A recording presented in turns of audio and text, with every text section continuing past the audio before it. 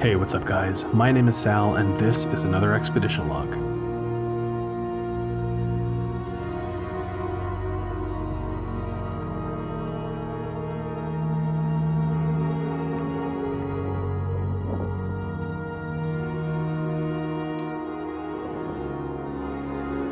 Forest Fair Mall.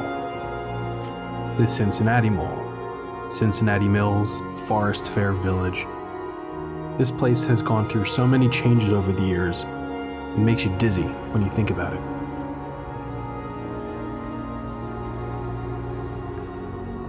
This mall has been on my radar since I began the Expedition Log series, and I had always wanted to get out here, but I just never had the chance to do it. But back in August of 2018, I finally made the trip out to Cincinnati, and I was greeted by my gracious hosts, Kristen and Ron from Unicom Productions.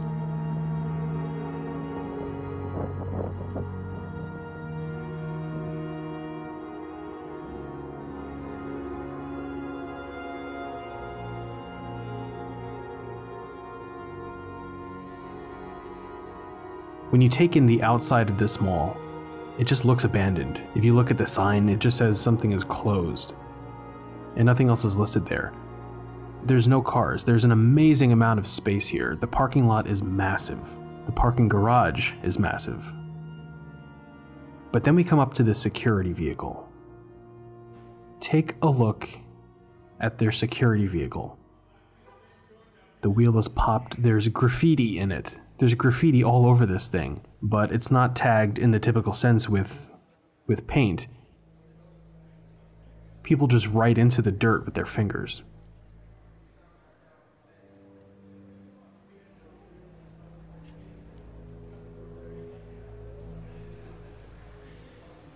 This vehicle is the poster child for the Forest Fair Mall.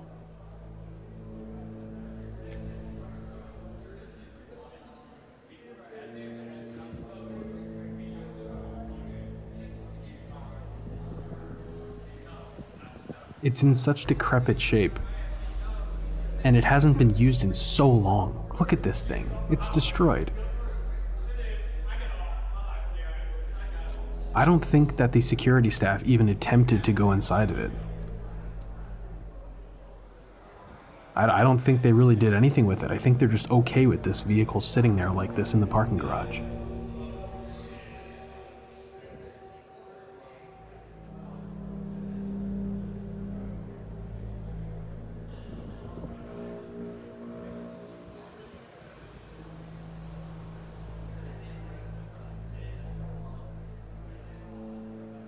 I'm sure whatever gas was in there was siphoned out. Because again, this vehicle has been here for a very long time.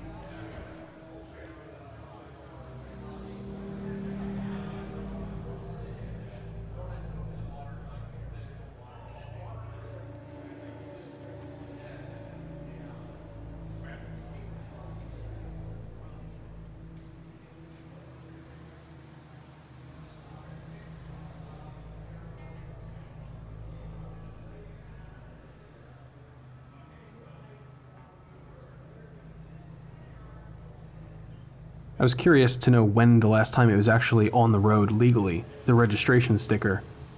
It was valid back in 2008. And it really doesn't look like there's that many stickers on there.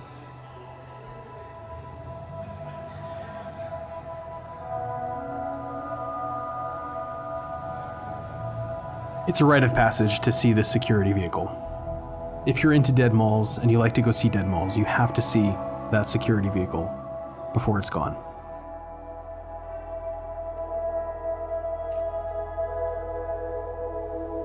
This trip is incredibly special.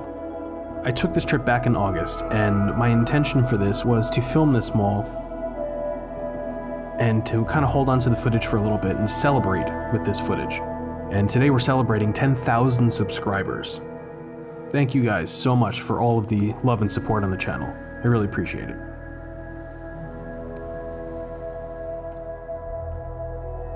But we're going to comb every inch of this place, including the stairwell, with whatever that is on the walls, and some crazy looking scary handprints. Happy Halloween, by the way, everybody.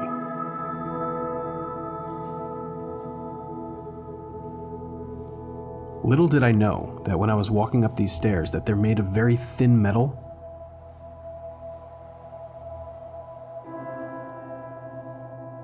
And a lot of them are actually rotting out. As you can see there's a hole right in the stair.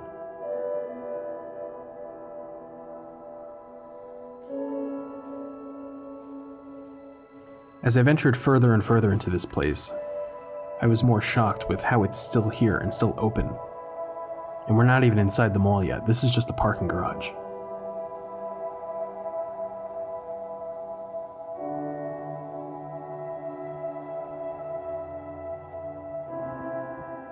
Right now we're coming up onto a nightclub. This building actually changed hands with nightclubs quite a few times, namely during the Malls of Forest Fair era, when they had the festival at Forest Fair section. This was a big attraction, and the name of this place was The Place to Be. But as you can see in the doors there, it just says The Place Not to Be, and I couldn't agree with them more.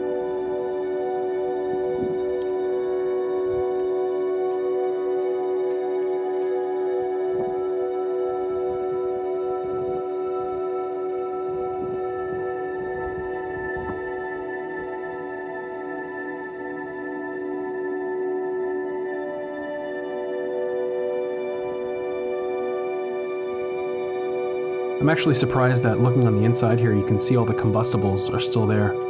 Usually when a place is decommissioned and they close down, they take out everything that could catch fire in case there's an electrical fire or something like that.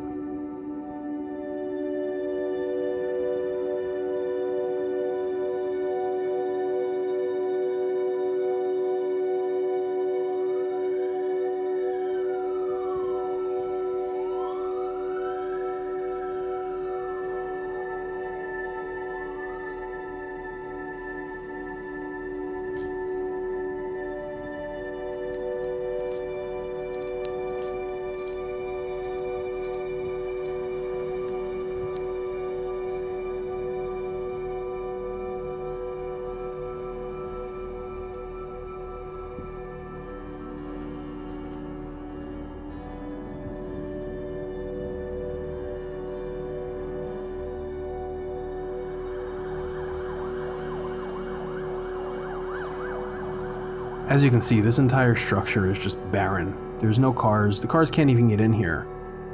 And it's been like this for a few years now. The entire place is incredibly tagged up. There's so much graffiti everywhere. And if you look very carefully, you can see the nightclub is being held up by stilts. It's a horribly unstable structure. I'm sure it's really dangerous to walk underneath of it. I certainly wouldn't.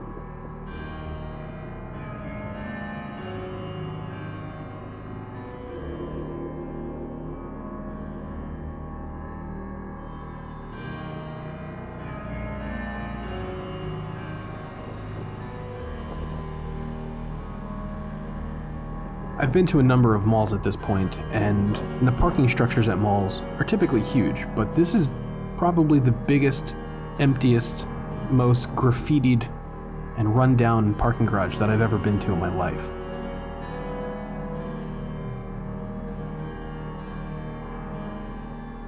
And again, you can just walk up to this. It's not quarantined, there's no giant gates up. You can kind of just walk in.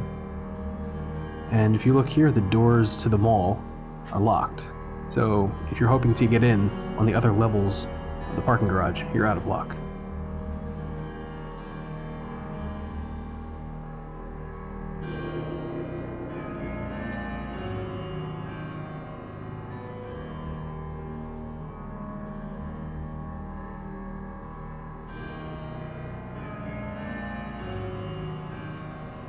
So this episode of the Expedition Luck series, this is a special one for me.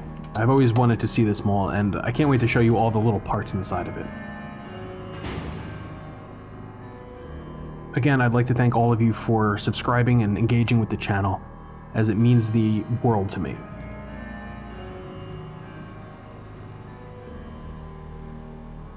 We're going to see every inch of this mall, and this is going to be a long one, so grab whatever beverage you like and sit back, because this episode will cover everything you ever wanted to know or see in the Forest Fair Mall.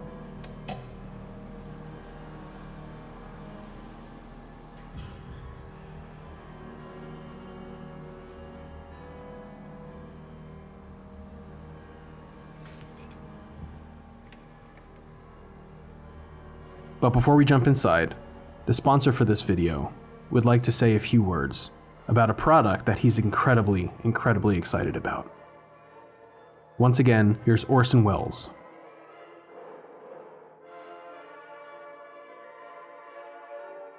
Mark. 102, take one.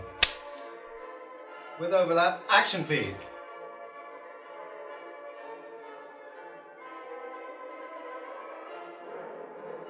Action also. You just do anything? No, sorry, cut. You're rolling. 102, take two. Ah, the French champagne has always been celebrated for its excellence. There is a California champagne by Paul Masson, inspired by that same French excellence. It's fermented in the bottle, and like the best French champagne, it's vintage dated. So Paul Masson. Ah, the French.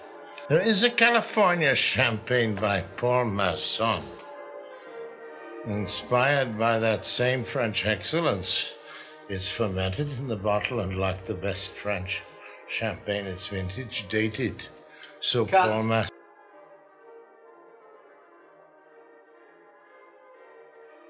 The taste of French champagne has always been celebrated for its excellence. There's a California champagne by Paul Masson, inspired by that same French excellence. It's fermented in the bottle, and like the best French champagne, it's vintage dated. Paul Masson's superb taste shouldn't be too surprising. This champagne doesn't come from France, but it was created by a man who did, Paul Masson. Paul Masson will sell no wine before it's time. You just do anything? No, sorry, cut.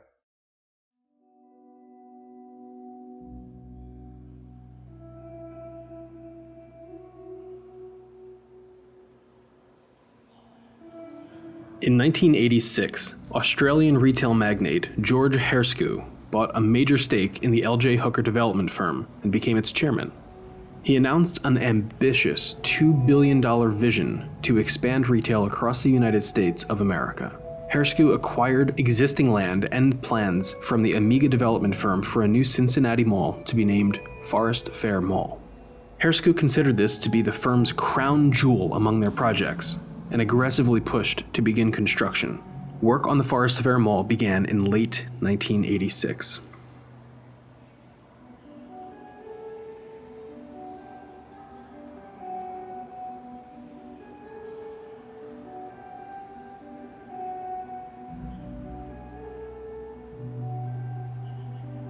Right now we're walking towards the food court, which as you can see is completely abandoned, like every other part of this mall. This food court is my favorite place inside any mall that I've ever visited. And as you can see, they made it look like an aquarium.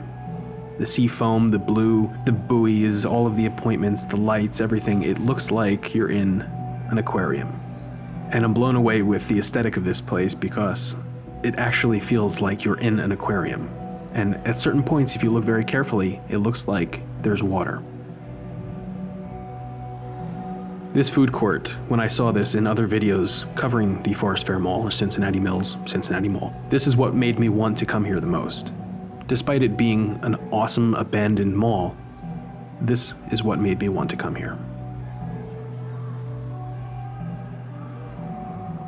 Can you see the buoys? Can you see the lighthouses? Can you see the blue that looks like the water? And it sort of feels like you're out at sea. They did a great job on this food court.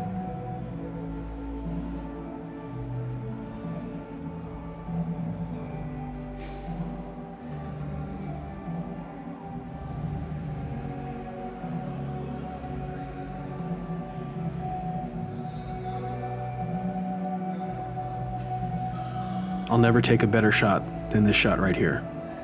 It looks like it's underwater.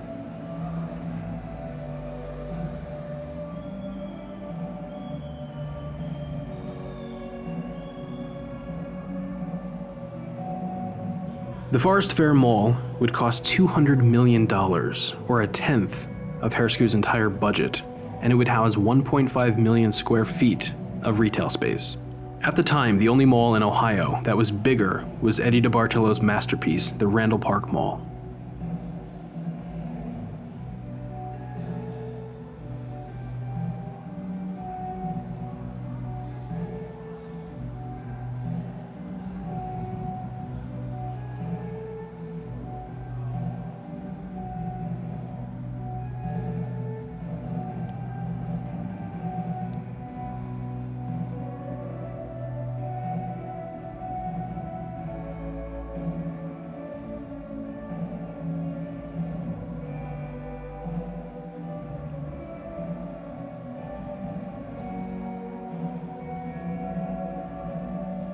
All of these movies premiered in the 2014-2015 season.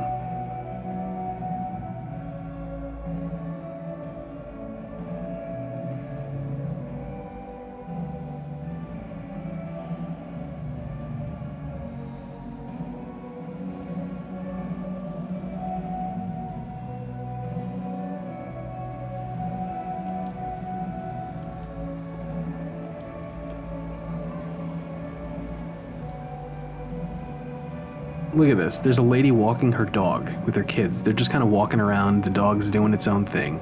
I really wonder if they brought poop bags. I wonder if that dog has actually pooped in this mall before. It was really hot up on the second floor. The air conditioning was definitely not on. You could break a sweat pretty easily walking around up here. But just take in the sheer size of this place. It's so massive. It's kind of easy to forget where you are.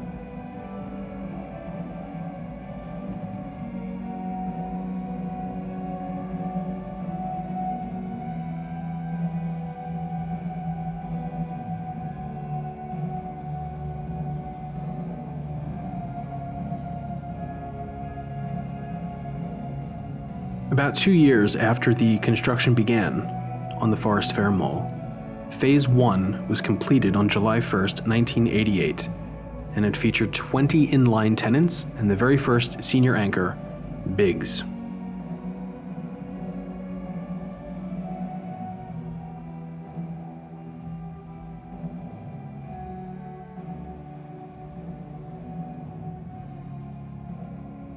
Referred to as, quote, the Great Experiment.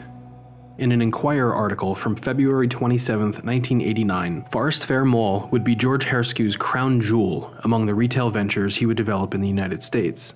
In the article, he was called out for expanding too much too soon, and that he was simply too aggressive with his development plans. And he defended his buildings and businesses viciously, especially the widely doubted success of Forest Fair. In March of 1989, Phase 2 was completed, and the rest of the mall opened for business, including some less-known anchor tenants. There were a mix of 6 anchor tenants at grand opening. They were B. Altman, Bonwit Teller, and Sakowitz, of which those 3, George Herskew had a controlling interest. The other 3 senior anchors were Parisian, Biggs, and Elder Bierman. Not even 6 months after the mall had its complete grand opening, they put it up for sale. Now, I think this was a preemptive measure by Herskew and his company, because in July, Herskew filed for bankruptcy protection, and finally in September, L.J. Hooker, with debts over $1.7 billion, they filed for Chapter 11.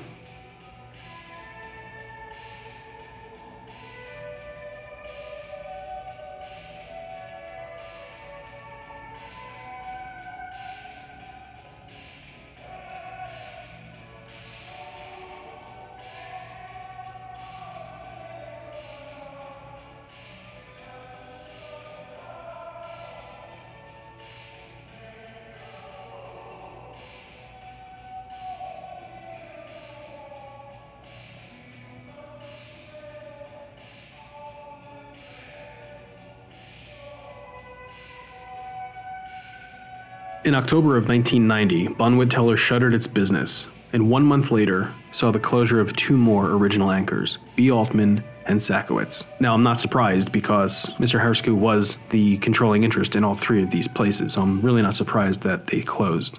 But because of 3 major anchors closing, this dealt a huge blow to the mall's reputation and business, and most certainly began the downward spiral. By June of 1990, the occupancy at the mall was down to 65%.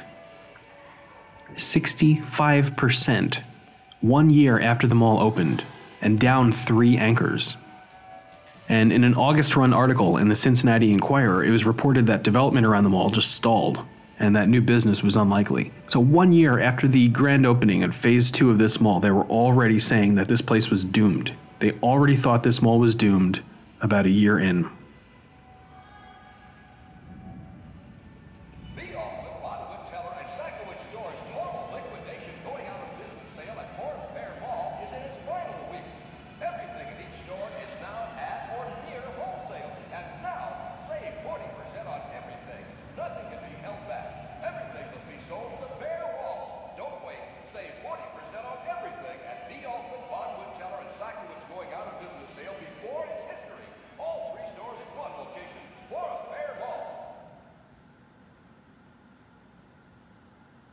I just can't get enough of seeing that food court. The picnic on the river. Literally the coolest place in any mall that I've ever been to.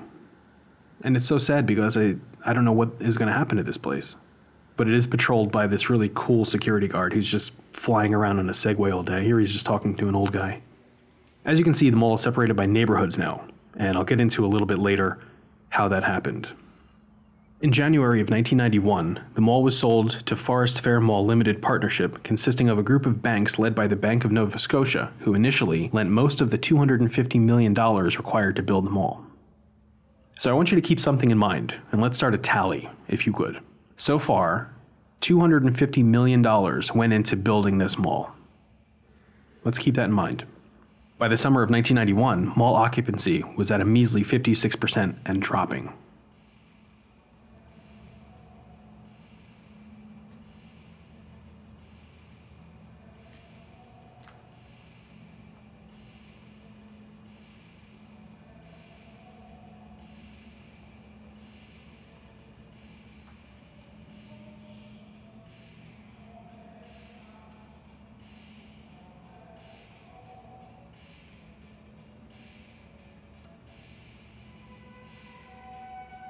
In May of 1992, it was announced that Forest Fair would be receiving a $25 million overhaul to gain new anchors, revamp the aesthetics, and to split the mall into 4 distinct areas, grouped according to products or services. The mall would be renamed the Malls at Forest Fair.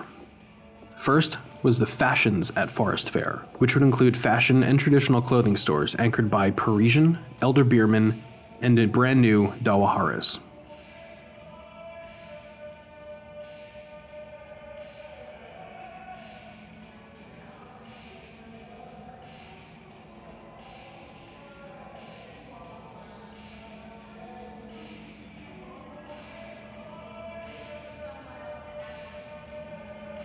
Side note, go ahead and up that figure that you're keeping in your head right now and add 25 million to it.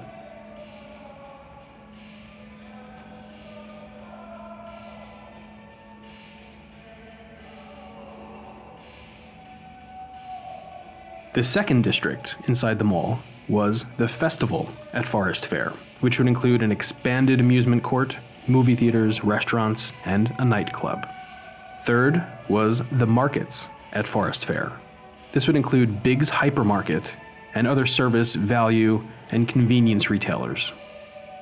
Finally was the Lifestyles at Forest Fair, to be anchored by Home, a new furniture store started by former Federated Department Stores president Norman Matthews, along with bookstores, sporting goods stores, and leisure stores.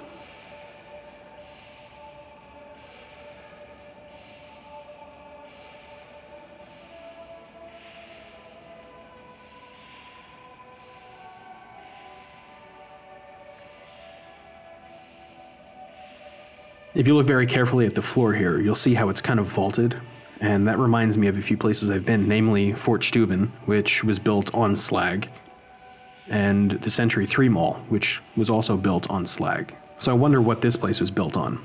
You'll find this a lot. You'll find what looks like garbage bags dangling from the anchors to conceal what's inside. I don't know why they do that. I mean, you can just look in anyway. It's just sort of adding insult to injury. So far, as I've been walking through here, what stores have you seen that are open? Let me know.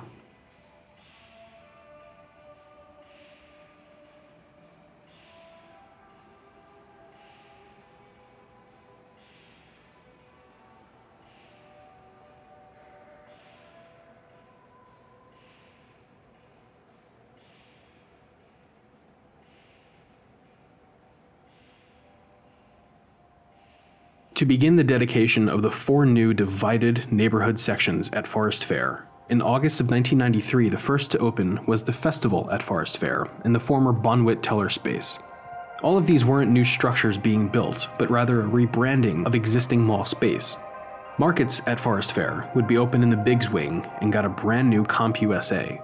Fashions at Forest Fair opened in the Elder Bierman and Parisian Wing, and Lifestyle at Forest Fair opened in the empty B. Altman Wing.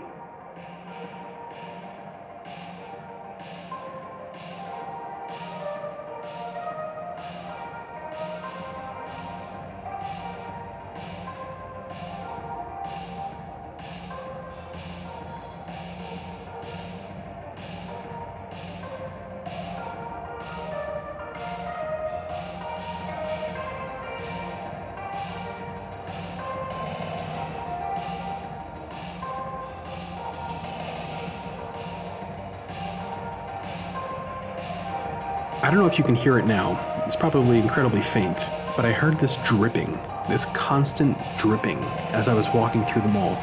There was a brief rain shower that came through, but nothing monumental. However, scattered through this main center court here are a bunch of water buckets. And if you look very carefully at these water buckets, you can see the drips of water actually hitting the bottom of the bucket. Take a look really carefully at this bucket. You'll see the drips coming in, and you might actually hear them too.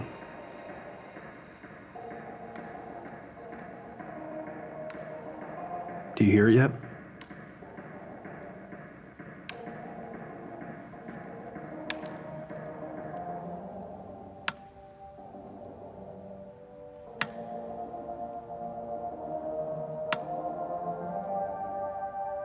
In September of 1994, Kohl's opened in the former B. Altman space. And to celebrate Halloween in October and simultaneously utilize the vacant anchor space, mall owners opened a haunted house in the former Sakowitz space. Up from the 56% occupancy in 1991, the mall was 3/4 occupied, or 75%. Traffic and sales saw a huge increase after the redevelopment into the Malls at Forest Fair era. 2 years later, in 1996, Forest Fair Mall Limited Partnership sold the mall to Gator Investments for $36 million. This was a weird time to be in a mall, because at the time, most businesses and public places started banning smoking. However, in a May 1996 Enquirer article, the two holdouts were Florence Mall and Forest Fair Mall, both of whom still allowed smoking inside the building. I don't know when the last time I saw an ashtray, one of those big rectangular standing ashtrays that you used to see in public places. I don't know when the last time I saw one of those was. My mind would be blown if I saw one of those inside of a mall today.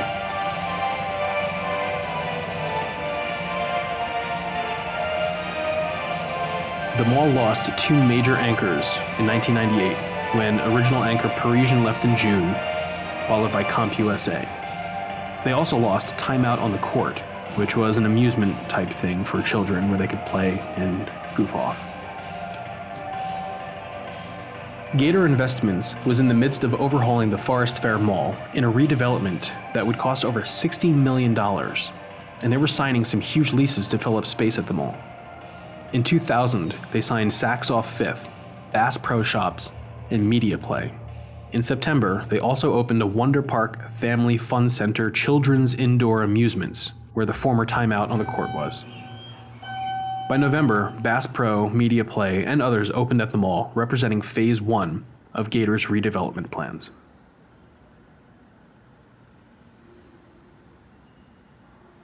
By the way, add that 60 million to your total count right now.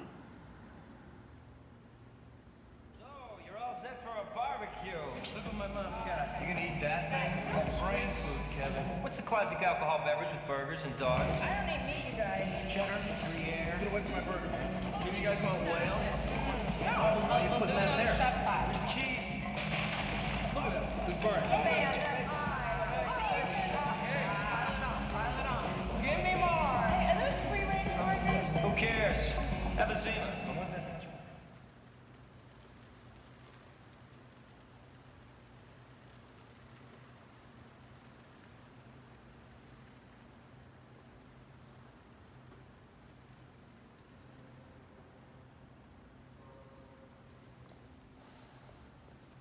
In 2001, Gator embarked on yet another redevelopment project, this time costing them $15 million. Scattered throughout the mall were giant graphics which depicted thriving storefronts. They were fake and a ruse to make the mall look like it was thriving when it really wasn't. Remember that old Bugs Bunny cartoon, the one with Wile E. Coyote and the Roadrunner, where he would paint like a tunnel or something on the side of a rock, and he would always want the Roadrunner to just run into the rock, and then he won. But he always wound up running into the rock himself. It was a ruse kind of like that. They put posters of the insides of thriving stores on the outsides of dead stores that have been shuttered. Gator had the confidence to admit that this was wrong though, and they also had the money to fix it. They got rid of the sand pit and dilapidated Ferris wheel that was in the middle of the mall, and installed brand new wood floors, erected a giant grand staircase, and remodeled all of the storefronts to make things right. In the festival at Forest Fair section, there was a nightclub, among other things, and mall owners would receive constant complaints of how that entire wing smelled of stale beer. The renovation slapped some new paint on the walls, and they removed the stench, which was a welcome improvement for many shoppers.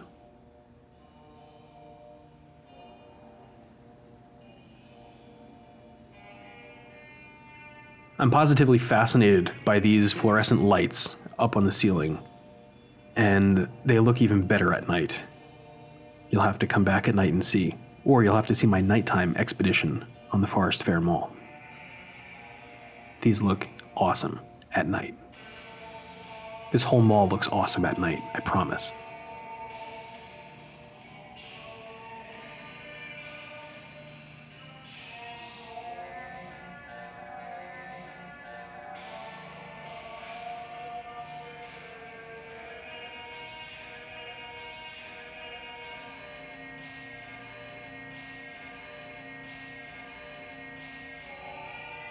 Of the hundreds of inline tenant spaces within the gargantuan halls of Forest Fair, only 50 stores remain in 2002.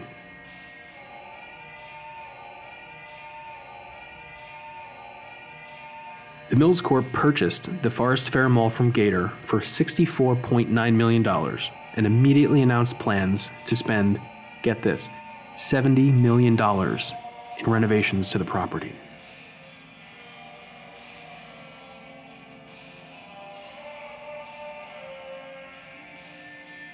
During the planning stages, the last holdout of original anchor tenants, Elder Bierman, pulled out and shuttered the store.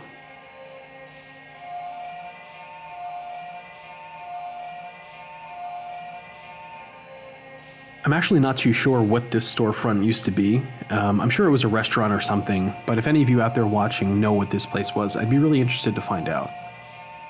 It looks like a really fun place to go eat, have a beer, watch a game, hang out with friends. It looks like a really cool place. Although right now it doesn't look so hot.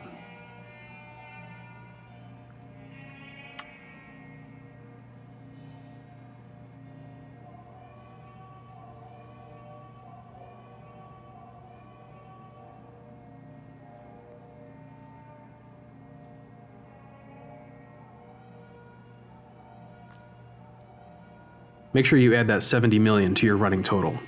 In January of 2003, there were a mere 30 tenants left at the mall, and the Mills Corp asked each and every one of them to leave so that they could commence the renovations. In an effort to encourage economic development, the mall was granted a 30-year, 100% tax abatement in a joint agreement with Forest Park and Fairfield, of which this mall spanned both of those. This would leave much more money in the Mills Corp's pockets, and more to spend on the mall. Promotional materials from June 2004 list an X Games skate park, Rainforest Cafe, and a Crayola Crayon Works as new tenants to the mall. However, none of them ever came. I think this was also a ruse. On August 19, 2004, Forest Fair Mall reopened as Cincinnati Mills.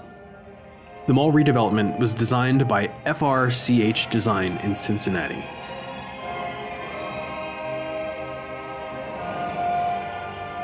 The mall had a 90% occupancy at rededication and many well-known stores. Tenants included Bonworth, Samsonite, Nine West, Guess, Zales Jewelers, and Bath & Body Works, among dozens of others. In 2005, Steve & Barry's discounted clothing store opened in the old Elder Bierman building, which was briefly occupied by Johnny's Toys for a stint in 2004. In just 2 short years after acquiring and then rebranding to the Cincinnati Mills, the Mills Corp downsized their own company to under 200 employees. This was the year that Mills admitted publicly that the Cincinnati Mills Mall is among their lowest performers.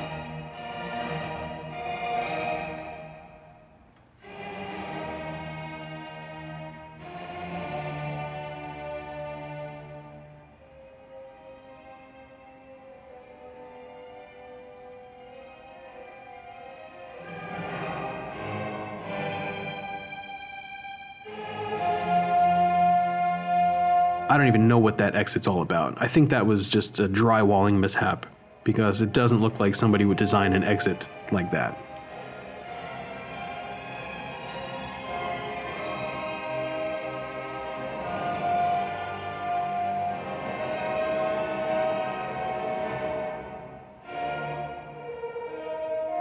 In a deal totaling $1.46 billion, Mills Corp sold 37 malls to Simon Properties and Farallon Capital Management, of which Cincinnati Mills, otherwise known as Forest Fair Mall, was included.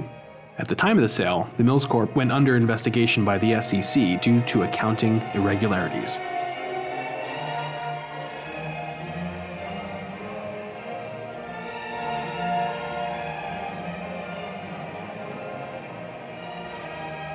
In March of 2009, North Star Realty purchased the mall from Simon and promptly changed the name to simply Cincinnati Mall.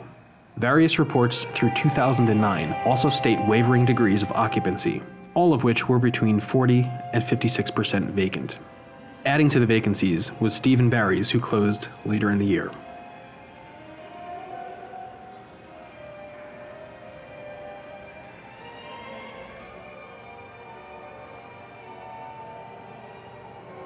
Nearly 1 year later on the dot, North Star Realty sold the mall to World Properties LLC, who formed the Cincinnati Holding Company LLC under leadership from Alex Dimitriades. They paid just under $6 million for the 1.5 million square foot center, but shortly after the ownership changed hands, Showcase Cinemas and Saks Off Fifth departed the mall abruptly. Cincinnati Holding unveiled an ambitious plan in 2011 to transform the mall into more of an entertainment center, which would include an ice rink, a new Candlewood Suites hotel, dozens of restaurants, an agricultural museum, and an indoor mountain bike range. This actually sounded really cool to me, but the plans never made it past a sheet of paper. Cincinnati Holdings changed the name of the mall to Forest Fair Village in 2013. Carla Ellsworth, who was appointed general manager of Forest Fair in December of 2010, went on record in 2013 saying how she always had apprehension about keeping the mall a retail space. And even when she saw big names pass through like Simon & Mills, retail still failed here. Burlington Coat Factory moved out of the mall later that year. In December of 2015, Cincinnati Holding went public with plans to sell the mall, even citing a possible buyer from California. News surrounding the mall was bleak, and most articles wrote of the, quote, 1.5 million square feet of emptiness, and accounts of Bass Pro consistently threatening to move from the mall out to a new Westchester Township store circulated frequently, even citing their 2016 move-out. By 2017, the Forest Fair Village has been placed on the market for $55 million and is still for sale to this day. The idea of retail has failed so many times at Cincinnati Mills, Cincinnati Mall, Forest Fair Village. It has failed so many times at this location that I hope that somebody finds a way to repurpose it into something that the community actually wants and will use. I thought that it was a great idea to turn it into that entertainment complex, but it's just about finding funding for that. So I think the future for this mall is pretty bleak. And if you're in town and if you're near Cincinnati, you should probably go see it. I don't think it'll be shuttered anytime soon, but I could be wrong. I don't know.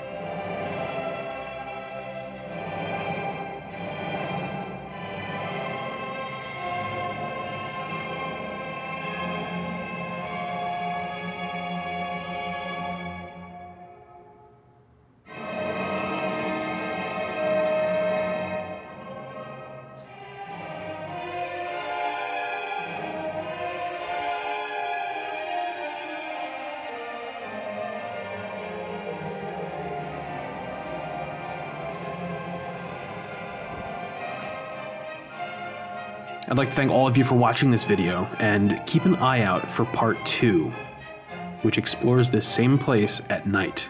And it's incredibly spooky, and it's a lot different. So keep an eye out for that, which I do explore with Ron and Kristen from Unicom Productions. They're awesome people, and you should go check out their channel.